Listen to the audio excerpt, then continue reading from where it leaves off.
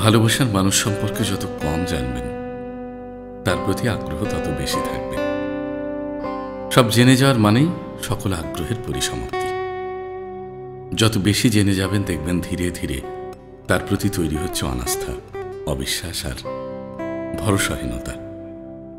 অনাগ্রহ বা নিস্পৃহতার অশুভ সূচনাও সেখান থেকেই। একটু সময় পর গিয়ে দেখবেন গভীর থেকে গভীরতর কোনো সম্পর্ক কাচের গ্লাসের মতো ভেঙে টুকরো টুকরো হয়ে গেছে।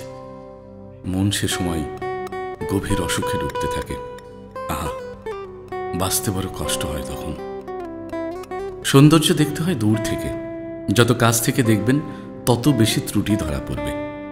সৌন্দর্যের বিচার হয় অখণ্ডতাই, খণ্ডিত সৌন্দর্য বলে কিচ্ছু নেই।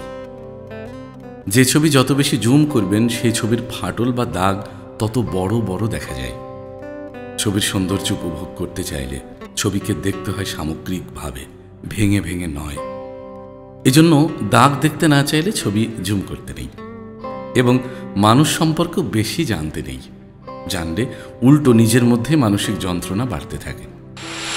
যে ছবিটা ডিলিট করতে পারবেন না সে ছবিটা জুম করে দেখেও বা কি হবে? কিছু আফসোস বৃদ্ধি ছাড়া তো আর কোনো কাজ নেই। সরান, সরুন কিংবা মানান ও মানুন, ব্যাস। মাথায় রাখুন, পৃথিবীতে কারোরই সব কিছু আপনার মনের মতো হবে না, আপনারও সব কিছু কারোর মতো হবে না। খেয়াল করে দেখবেন, শারীরিক সৌন্দর্যের টানে আমরা কারো কাছে গেলেও পরবর্তীতে মানসিক সৌন্দর্যটাই বড় এবং মুখ্য হয়ে দাঁড়ায়। সে মানুষটা মানসিকভাবে ঠিক কতটুকু সুন্দর, ব্যাপারটা গুরুত্ব তখন তার শারীরিক সৌন্দর্যকে বহু গুণে ছাড়িয়ে যায়। মূলত মনের টানেই দুজন মানুষ পাকাপোক্তভাবে বাঁধা পড়ে। এজন্যই অনিন্দ্য সুন্দর দুজন মানুষ বিয়ে কিংবা সম্পর্কে জড়ানোর পরও কখনো কখনো তা 2 বছর টেকে না। প্রকৃত সৌন্দর্য বরাবরই দৃষ্টির অগোচরে থেকে যায়। সময় হলে সময় মুখ খোলে। আবার অসুন্দর নিতান্ত সাদামাটা কোনো দুজন মানুষের সম্পর্ক টিকে যায় যুগের পরে যুগ, বেশ ভালো। শরীরের টানের পরিসমাপ্তি যেখানে, সেখান থেকে মনের টানের অপূর্ব সূচনা। আর যদি সে সূচনায় কোনো সুযোগ না থাকে তবে সম্পর্কের ইতি সেখানেই। অভিজ্ঞতা বলে, মানুষ সম্পর্কে কম জানাই মানুষের প্রতি ভালোবাসাকে অক্ষুণ্ণ রাখার শ্রেষ্ঠ পথ। জানতে হয় মানুষের মনটাকে, বাহ্যিক অভ্যেসগুলিকে নয়। শরীরের সতীত্ব খুঁজতে খুঁজতে মানুষ মনের সতীত্বের খোঁজটা আর পায় না। যাকে ভালোবাসেন সে নেশা করে, কিংবা সম্পর্কের বাইরে গিয়ে অন্য কারোর সাথে ফ্ল্যাট করে, অথবা মানুষটি বেশ অহংকারী বা জেদি। এমন ব্যাপারগুলো সম্পর্কে ঢোকার আগে জানতেন না বলেই তাকে বড় সুন্দর লাগত। সময়ের প্রবাহে যখন ধীরে ধীরে ব্যাপারগুলো জানতে বা বুঝতে পারেন এবং বুঝতে শুরু করেন, তখনই কাটতে শুরু করে মোহের বিস্তৃত জাল। তখন মানুষটিকে আর আগের মতো সুন্দর লাগে না। দেখবেন আগের মতো মোহিত করছে না তার মিষ্টি কথা, প্রেমালাপ কিংবা আরো অনেক কিছুই। গভীরতাতেই যত কষ্টের আবাদ। একসময় আবিষ্কার করেন তার পুরনো একটা ছোট্ট মেসেজ আপনাকে যতটা আন্দোলিত করত। আনমনে ফিক করে হেসে বলতেন, আমার পাগলিটা।